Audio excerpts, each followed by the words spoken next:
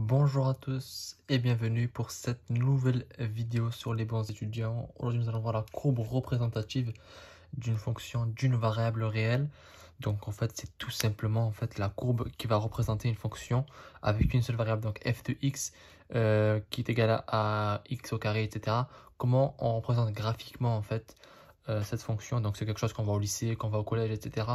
Mais bon, c'est un rappel dans ce semestre et pour cette playlist mathématiques 1 pour justement comprendre le lien ensuite après qu'il y a quand on va passer sur deux variables. Donc ici ce sera juste une question de revoir des choses que vous avez vues au lycée, donc sur la représentation graphique d'une fonction. Donc on va commencer directement par la vidéo. Donc on prend un exemple tout d'abord théorique, puis ensuite on va faire un exemple pratique où on va représenter une fonction. Donc on a I, soit I est un domaine de définition, I c'est un domaine de R, et F une fonction définie sur I. Donc I c'est le domaine de définition de la fonction F, et on appelle graphe ou bien courbe représentative. Donc vous pouvez avoir affaire à ces deux termes, donc soit graphe, soit courbe représentative de F, le sous-ensemble de R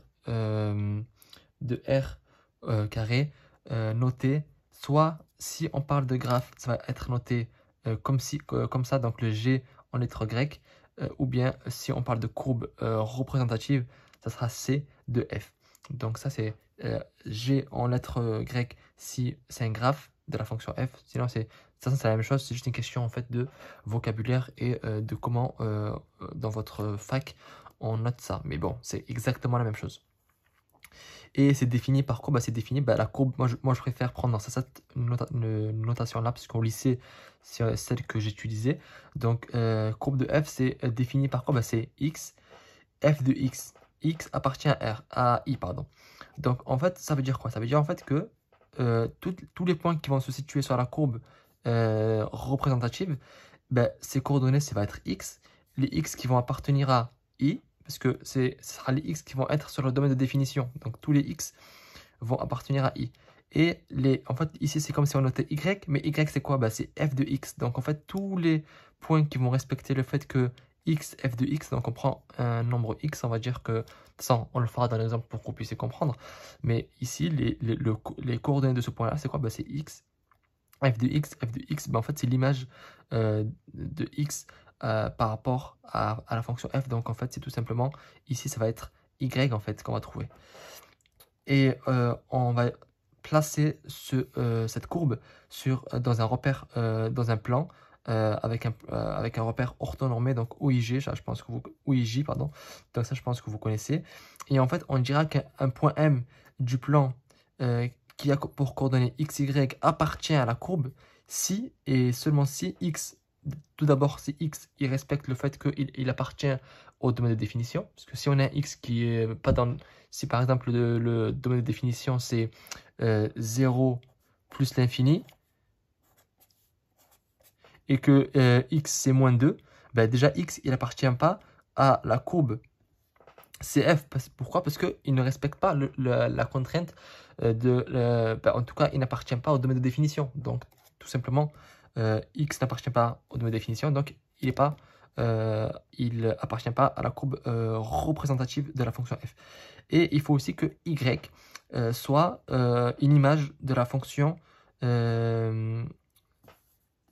de x. C'est-à-dire que si on met le x dans la fonction f de x, il faut qu'on trouve le y. De toute façon, ça, comme je vous l'ai dit, on va le faire tout de suite en exemple. Avant de faire l'exemple ici, je vous rappelle, comme d'habitude, que vous avez en description plusieurs liens, plusieurs bons plans pour que vous, en tant qu'étudiant, vous puissiez travailler depuis chez vous, en ligne, sur Internet, pour avoir un complément de revenus. Donc parfois, il est difficile de trouver un job étudiant, donc vous pouvez avoir une alternative en travaillant depuis chez vous. Il y a deux liens qui vous permettent de lancer un business en ligne et vous permettre, entre guillemets, d'avoir un complément de revenus. Vous avez un troisième lien, le lien d'une application qui vous permet de récupérer une partie de l'argent que vous dépensez en ligne. Donc le lien de cette application est en description. Donc passons à l'exemple. Ici on va considérer l'intervalle i qui est égal à moins 1, 3. Donc les deux extrêmes sont compris dans l'intervalle, donc inclus dans R. et la fonction f définie sur i par f de x qui est égal à moins x au carré plus 2x plus 1. Donc là, si on veut représenter la fonction f, déjà on a plusieurs indices avant même de la représenter. En fonction en fait du signe ici qu'il y a devant, parce que là on peut voir que c'est une fonction polynôme, en fonction du signe qu'il y a ici, donc là on voit que c'est un moins, donc moins 1x1 en fait. Vu que c'est négatif, on sait que ça va être une parabole. Bah, ça, de toute façon, on sait que c'est une parabole. Et pour savoir si elle sourit ou est-ce qu'elle ne sourit pas, bah, si c'est négatif, donc il y a un moins, donc elle ne sourit pas. C'est comme le temps, entre guillemets. Donc ça sera une parabole avec un concave vers le haut. Donc en tout cas, ça va être de cette forme-là. Et comment, en fait, tout à l'heure, on disait que un point M appartient à la courbe s'il respecte la contrainte que x appartient à i et que y appartient à f de x. Ben ça, en fait, c'est très simple. On va prendre un point, par exemple, ce point-là, d'accord? Ce point-là, il a pour coordonnées, on va le noter m, ce point, il a pour coordonnées 1, 2, donc, ouais, je pense que c'est 2. On va prendre un point peut-être un peu plus lisible, 0 et 1, parfait. On va prendre le point m, celui-là, 0, 1.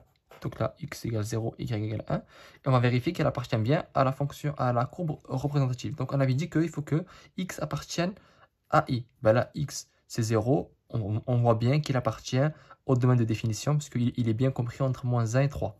Donc première étape, vérifier. Deuxième étape, c'est quoi? Ben, il faut vérifier que 1 appartient bien à f de x.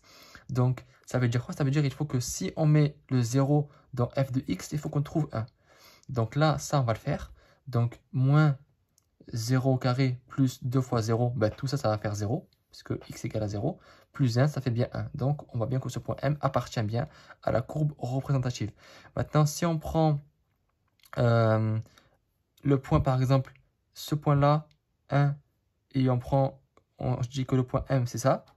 Donc là, on va dire que c'est 0 moins 1. Ben, il n'appartient pas, puisque si on remplace 0 ici, ben, on trouve 1 et pas moins 1. C'est tout à fait, en fait, c'est comme ça qu'on vérifie si un point appartient, oui ou non, à la courbe représentative. Et ce que je voulais également voir dans cette vidéo, c'est comment on trouve le sommet de la parabole. Lorsque vous avez affaire à une fonction ici comme polynôme, comment on trouve le sommet de la parabole? Ben, ça, je pense que vous connaissez la formule, donc c'est x égale moins b sur 2a. Donc, on veut savoir le x pour lequel la parabole va atteindre son maximum. Donc là, en fait, il y a une formule, c'est moins b sur 2a. Je ne reviens pas pourquoi cette formule c'est celle-là, parce qu'en fait il faut tout simplement dériver ça et dire que c'est égal à 0. Mais bon, ça sert à rien de le faire. Ben, ici, il faut juste peut-être que vous reteniez la formule. Donc moins b sur 2a quand vous voulez trouver le sommet. Et donc moins b, b c'est quoi? En fait là, a c'est ici, devant, b c'est le 2 et c c'est le 1. D'accord? Ici, moins b, donc c'est moins 2 sur 2a, donc 2 fois a. A c'est quoi? Ici, a en fait c'est moins 1. C'est juste que le moins 1, on ne le met pas, on met juste le moins. Donc c'est moins 2 divisé par 2 fois moins 1. Donc moins 2 divisé par moins 2, ça fait 1. Et donc la parabole atteint son sommet à 1. Et là, on peut le voir, on peut le vérifier en fait, puisque une unité c'est 1 cm. Ici, on a 1 cm. Et on voit bien que son sommet, il appartient à 1. Et donc, c'est comme ça qu'on trouve le sommet d'une parabole. Donc en fait, vraiment, cette vidéo, ce qu'il faut retenir, c'est que qu'est-ce que c'est que la représentation graphique d'une fonction? Ben, c'est tout simplement le fait de dessiner sa courbe. Comment on vérifie qu'un point appartient à ça? Ben, on l'a fait ensemble et je pense qu'on a vu un peu. Là, après, bon, à vrai dire, c'est une notion, je pense, que vous connaissez, que vous maîtrisez. Il fallait peut-être un petit rappel pour que vous puissiez peut-être vous ressouvenir de tous les détails. Je ne vais pas aller plus loin dans cette vidéo, parce que je pense qu'on a vu le principal, les principaux points qu'il fallait voir. Et je vous dis rendez-vous dans la prochaine vidéo sur les bons étudiants pour poursuivre l'étude des fonctions numériques dans ce semestre. À très bientôt pour une nouvelle vidéo sur les bons étudiants.